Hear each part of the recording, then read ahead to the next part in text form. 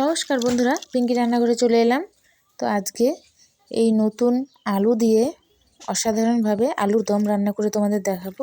তো চলো, প্রথমে আমি ছোট ছোট নতুন আলু নিয়ে নিয়েছি। এখানে কড়াইতে জল দিয়ে আমি আলু আর ডিম দিয়ে দিলাম, দিয়ে সামান্য একটু লবণ উপর দিয়ে ছিটিয়ে কিন্তু থাল চাপা দিয়ে জাল করে নেব। আর এদিকে দেখো আমি কেটে নিচ্ছি সব কিছু, পেঁয়াজ, রসুন, টমেটো, আদা সব কিছু কিন্তু এখানে ছুলে কেটে নিয়েছি। আর এদিকে দেখো আলুটা সেদ্ধ করে ছুলে নিয়েছি। কত সুন্দর, আর নতুন আলু এতটাই সুন্দর হয়। এইভাবে আলুর দম রান্না করলে কিন্তু বাড়ির সবাই পেটে পুটে খেয়ে নেবে সব ভাত। তো দেখো, আর এখানে আমি মশলা নিয়েছি, জিরে, রসুন, কাঁচা লঙ্কা, আদা, এগুলো বেটে নিচ্ছি। আর এদিকে ডিমটা ভেজে নিচ্ছি। তো ডিমটা আমি লাল লাল করে ভেজে নেব। সেই তেলে জিরে ফোড়ন দিয়ে পেঁয়াজ কুচি দিয়ে দিলাম। পেঁয়াজটা ভালো করে লাল লাল করে ভাজবো।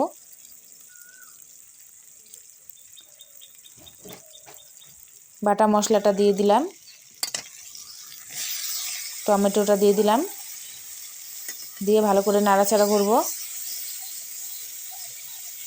নাড়াচাড়া করে ভালো করে কষিয়ে নিতে হবে।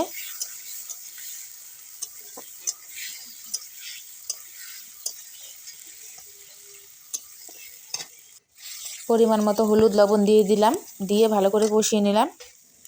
কষিয়ে সামান্য একটু জল দিলাম মশলাটা কষানোর জন্য, তাহলে কিন্তু একটু জল দিলে মশলাটা ভালো করে কষানো হয়।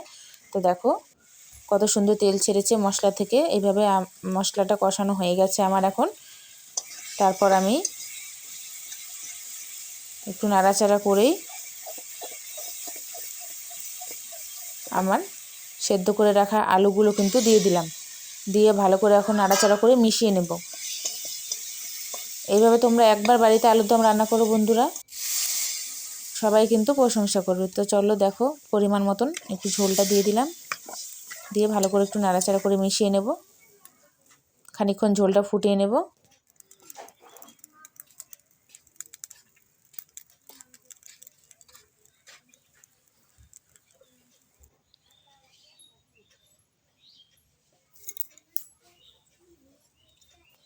ঝোলটা ফুটে গেছে, আমি ডিমটা দিয়ে দিলাম।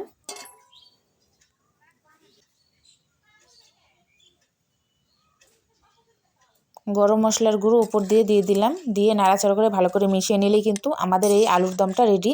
আর এইভাবে কিন্তু একটু পাতলা পাতলা ঝোল রাখতে হবে, কারণ শুধু আলু তো ঝোলটা কিন্তু হয়ে যাবে, গাঢ় হয়ে যাবে নামানোর পরেও। তো আজকের ভিডিওটা কেমন লাগলো অবশ্যই কমেন্ট করে জানাবে। ঠিক আছে বন্ধুরা, আর এইভাবে তোমরা অবশ্যই বাড়িতে আলুর দম রান্না করে খাবে, দারুণ টেস্ট হয় খেতে। আজকের ভিডিওটা এই পর্যন্তই থাকছে। ভালো লাগলে চ্যানেলটি সাবস্ক্রাইব করে পাশে থেকো। টাটা বন্ধুরা।